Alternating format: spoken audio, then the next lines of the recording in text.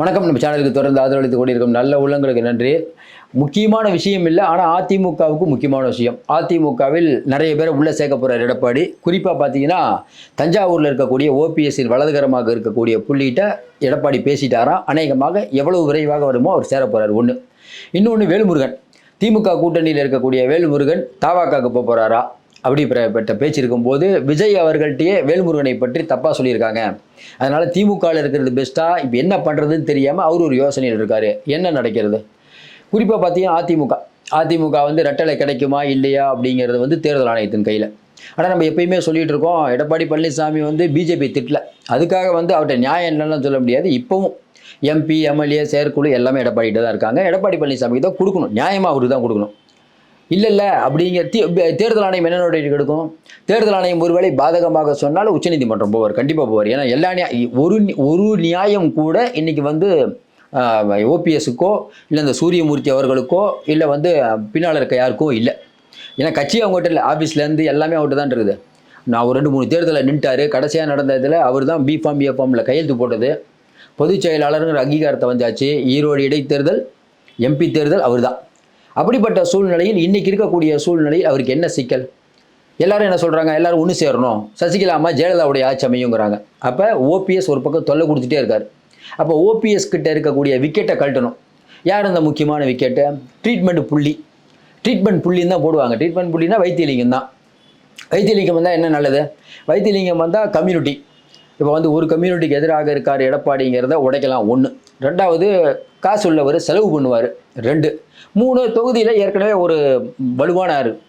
ஏற்கனவே ஒரத்தநாடு மா சேகர் அவர் தான் வந்து டிடிவி கட்சியில் அவர் எதிர்த்து நின்னார். யாரை? நம்ம வைத்தியலிங்கத்தை. ஆனால் என்னென்னா, மா சேகருக்கு கொஞ்சம் மாசு உள்ள ஆள் தான். இப்போ மா சேகரும் அமமுகலேருந்து அதிமுக வந்துட்டார். இவரையும் எடுத்துட்டோம்னா ஒட்டு மொத்தமாக நம்ம தஞ்சாவூரை ஒரு வழி பண்ணிடலாம். ஏன்னா மன்னார்குடி, மதுக்கூரி, இளங்காடு, இப்படி பல ஏரியாவில் பார்த்தீங்கன்னா ஓபிஎஸ்க்கு இன்னும் கொஞ்சம், ஏன்னா கம்யூனிட்டி சசிகலா. அப்போ அந்த கம்யூனிட்டியில் இருக்கவங்களை உள்ளே சேர்க்கறது தான் எடப்பாடிக்கு பலம். இது ஏற்கனவே சொல்லியாச்சு. ஆனால் என்ன சிக்கல்னா, அங்கே என்ன பிரச்சனைனா, அதில் ஒரு 2-3 அங்கே இருக்கக்கூடிய 2-3 பேருக்கு இவர் வரது பிடிக்கல. இப்போ எடப்பாடியும் முதல்ல ஃபஸ்ட்டு ஒத்துக்கிட்டார் போல, அதுக்கப்புறம் ஒத்துக்கல. அதுக்கப்புறம் இப்போ வைத்தியலிங்கம் ஒத்துக்கிட்டார், இவர் ஒத்துக்கிட்டார். ஏன்னா வைத்தியலிங்கத்துக்கு தெரியும் எவ்வளோ நாள் இன்றைக்கி வந்து நீங்கள் வந்து நான் வந்து ரெட்டலையை கோருவோம் எவ்வளோ நாள் சொல்லிட்டு இருப்பீங்க. வரக்கூடிய தேர்தலில் எம்எல்ஏ ஜெயிக்கணும்னா அதிமுக சின்னத்தில் தான் ஜெயிக்க முடியும், பிஜேபின்னா ஜெயிக்க முடியுமா? அப்போ 2 பேர் பேசிட்டாங்க சார், விஷயம் முடிஞ்சது, வரப்போகிறாருங்கிறாங்க. நல்ல விஷயம் தான். அதிமுக வந்தால் யார் அதிமுக உள்ளே வந்தாலும் நல்லது. தொடர்ந்து என்ன பிரச்சனை? ஓபிஎஸ், டிடிவி இவங்களெல்லாம் சேர்க்க மாட்டோன்னு ரொம்ப பிடிவாதமாக எடப்பாடியே ரொம்ப தெளிவாக இருக்கார். அது நல்லதாக கேட்டதான் வேணாம்பா அப்படிங்கிறார். சொல்லி வச்ச மாதிரி அமமுக முதல்ல ஏற்றமாக இருந்துச்சு. இப்போ அமமுக பாருங்க, செந்தில் பாலாஜி போய் அதுக்கப்புறம் பழனியப்பன், அமமுக சொல்லிக்கிற மாதிரி யார் இருக்கா? சென்னையில் மட்டும் செந்தமிழன் இருக்கார், முன்னாள் அமைச்சர். அவர் கூட பெருசாக ஆக்டிவாக இல்லை. டிடிவியே ஆக்டிவாக இல்லையே. அவர் இப்போ தானே லைம் லைட்டுக்கு வராரு. அப்போ இவ்வளோ பிரச்சனை வந்து அந்த கட்சிக்கு இருக்குது. ஓபிஎஸ் கூட எத்தனை பேர் இருக்காங்கன்னே தெரில. டக்குன்னு எப்பயோ ஒரு நாள் கூட்டம் போடுறார், அதுக்கப்புறம் அமைதியாகிறார், அதுக்கப்புறம் கூட்டம் போடுறார், அமைதியாகிறார்.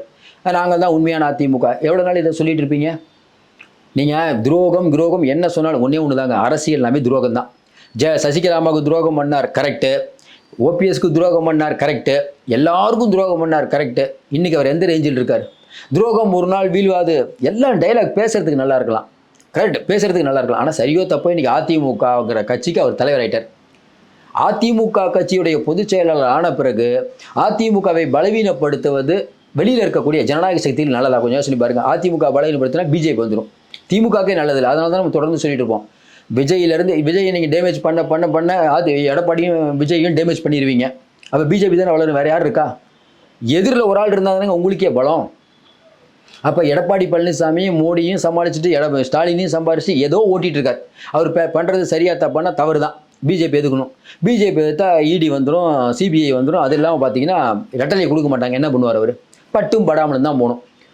தொடர்ந்து நம்ம எடப்பாடி பற்றி ஒரு விஷயம் தான் சொல்லுவோம். இந்தியா முழுக்க பிஜேபி எல்லா கட்சியும் உடைச்சி எல்லாத்துக்கும் தண்ணி காட்டுறாங்க. பிஜேபிக்கு தண்ணி காட்டினது எடப்பாடி தான். ஜன்னலை திறந்து வைக்கிறோம், இதை திறந்து வைக்கிறோம், அதை திறந்து வைக்கிறோம், வரவே இல்லையே கூட்டணிக்கு. கடைசி வரைக்கும் முயற்சி பண்ணாங்களா இல்லையா? அது எடப்பாடியோட சாதனை தான். இப்போ வந்து தேர்தல் ஆணையம் வச்சு ஏதாவது பண்ணுவாங்களான்னா, நம்ம ஏற்கனவே விசாரித்த மாதிரி டெல்லியிலேருந்து வரக்கூடிய தகவல் எல்லாம் ஒன்றும் பண்ண முடியாதுங்க, எடப்பாடிட்டு தான் கொடுப்பாங்க. அவர் எதுக்கும் தயாராகிட்டார், வேற ஒரு ரூட்டில் போயிட்டு இருக்காருங்க, அது ஒன்றும் பிரச்சனை இல்லைங்கிறாங்க. அதற்கேற்றது போல் அவர் பிஜேபி எதுவும் பேச மாட்டார்.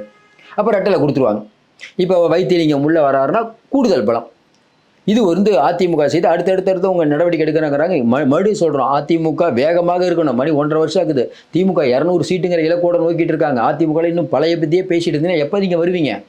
அதிமுகவை பலவீனப்படுத்தக்கூடாதுன்னு நம்ம நினச்சிட்டு இருக்கோம். அதிமுகலாம் மக்கள் கட்சி, அவளை யாரையும் வந்து அது ஒழிச்சிடலாம் முடியாது நம்மை பொறுத்தவரையில். ஆனால் அதிமுகவுடைய இப்போ வந்து வைத்திலிங்கம் சேர்றதோ யார் சேர்றதோ அந்த கட்சிக்கு ஒரு நன்மை தான் பயக்கும். ஒரே முடிச்சூடா பண்ணாங்க திராவிட மாடல் இருக்குங்கிற நம்ம நினைக்கல. ஏற்கனவே நிறைய பதிவில் நம்ம சொல்லிட்டோம். இன்றைக்கி திமுக 200, ஏன்னா எதிர்கட்சி இல்லை. எதிர்கட்சி நாளைக்கு ஒன்றிணையாமல் ஏன் போவாது? விஜய் வந்து நாளைக்கு இல்லை நாங்கள் அதிமுகவோட கூட்டணி வைக்கிறேன்னு சொல்லலாம். அதிமுக வந்து 5 முனை போட்டியாக இருந்தால் திமுக ஜெயிச்சிடும். விஜயோட நாங்கள் கூட்டணி வைக்கிறோம்னு சொல்லலாம். விஜய், அதிமுக, அதுக்கப்புறம் பார்த்தீங்கன்னா அவங்க தவாக, இவங்கெல்லாம் சேர்ந்தா என்ன அப்படின்னா எப்படி இருக்கும்? இது நம்ம பாமக ஒரு வலுவான கூட்டணி தானே. திடீர்னு வேல்முருகன் வர பிரச்சனை பண்ணுறாரு. அந்த பக்கம் பார்த்தீங்கன்னா திருமாவளவன் வராரா இல்லையான்னு எப்போ பார்த்தாலும் 25 சீட்லாம் பிரச்சனை ஆகுது. இப்படி போயிட்டு இருக்கும்போது அதிமுக அப்படிங்கிற கட்சி வலுப்பெற வேண்டும் உண்மையிலே நினைக்கிறோம். இவங்கெல்லாம் வந்தால் வலுப்பெறும். அதையும் தாண்டி வேல்முருகன் இப்போதைக்கு திமுக கூட்டணியில் இருக்கணும்னு திரும்ப சொல்கிறாரு. நம்ம தொடர்ந்து நினச்சிட்டு இருக்கிறது 2026 திரும்ப திமுக தான் இருப்பார். ஆனால் என்னென்னா வேல்முருகன் தாவாக்காக்கு போவார், அங்கே போவார். ஏற்கனவே விஜயதாரணி தாவாக்காக்கு போவாரான்லாம் பேச்சு இருக்குது. நம்ம கேள்விப்பட்ட வரைக்கும் அதெல்லாம் அப்படிலாம் போக மாட்டாங்க, எடுத்துக்கிற மாதிரிலாம் இல்லை. ஏன்னா விஜயதாரணி வந்து ஒன்றும் ஆக போகிறது இல்லை. சரி, வேல்முருகனையே யோசிக்கிறாங்க. ஏன்னா விஜய்கிட்ட போய் வேல்முருகனை பற்றி தப்பாக பேசுறதுக்கு ஒரு குரூப் இருக்குது. வேல்முருகன்லாம் வந்தால் நல்லது தான். ஏன்னா அவருக்கு அந்த ஏரியாலாம் கொஞ்சம் இளைஞர்கள் செல்வாக்குறது நல்லா டஃப் கொடுப்பார். அதில் மாட்டு கருத்தலாம் இல்லை. இந்த அளவுக்கு தைரியமாக ஒரு கட்சியை பற்றி ஆளுங்கட்சியில் இருந்துட்டு பேசுகிறாருன்னா உண்மையிலேயே முதுகெலும் உள்ள தலைவர், சூப்பரான ஆள். அதில் மாட்டு கருத்து இல்லை, மனசில் பட்டதை பேசுகிறார். நீங்கள் எல்லாத்துக்கிட்டையும் கருத்து வேறுபாடுகள் நிறைய இருக்குதுங்க. இன்றைக்கி திமுக கூட்டணியில் எந்த கட்சியும் பேசாத ஒரு விஷயத்தை கூட்டணி கட்சி தலைவருங்கிற அவர் சொல்கிறது கரெக்டு தானே. முதலமைச்சரை குறை சொல்லலை, அமைச்சர்களை சொல்கிறார். என்னப்பா நீங்கள்லாம் வந்து ஓட்டு கேட்கும்போது வரீங்க, அதுக்கப்புறம் பக்கத்துலேயே வரமாட்டீங்க, உங்கள் வீட்டிலேருந்து யாரோ ஃபோன் பண்ணுறாங்கன்னா அந்த ஆதங்கத்தை அப்படியே சொல்கிறாரு. வெளியில் பத்திரிகையிலே சொல்கிறது, நம்ம சொல்கிறது தான் அவர் சொல்கிறார். இல்லை, வேல்முருகன் எங்கே போனாலும் அவருக்கு கெயின், போகிறவங்களுக்கு கெயின், அதில் மாற்று கருத்து இல்லை. இது 2 திமுக அதிமுக செய்திகள்.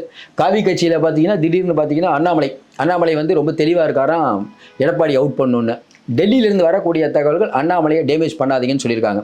ஆனால் அதையும் தாண்டி தொடர்ந்து டேமேஜ் பண்ணுவதையே வழக்கமாக கொண்டிருக்கிறார் அண்ணாமலை. கேட்டால் ஒரு பக்கம் அமித்ஷா, இன்னொரு பக்கம் மோடி, 2 பேரையும் பாக்கெட்டில் வச்சுருக்காங்கிறார். அடுத்து இவர் தான் தலைவர், மாற்ற முடியாது. இப்போ இவரை யார் எதிர்த்தாங்களோ எல்லாம் முடிஞ்சு போச்சு. எச் ராஜா அமைதியாயிட்டார்.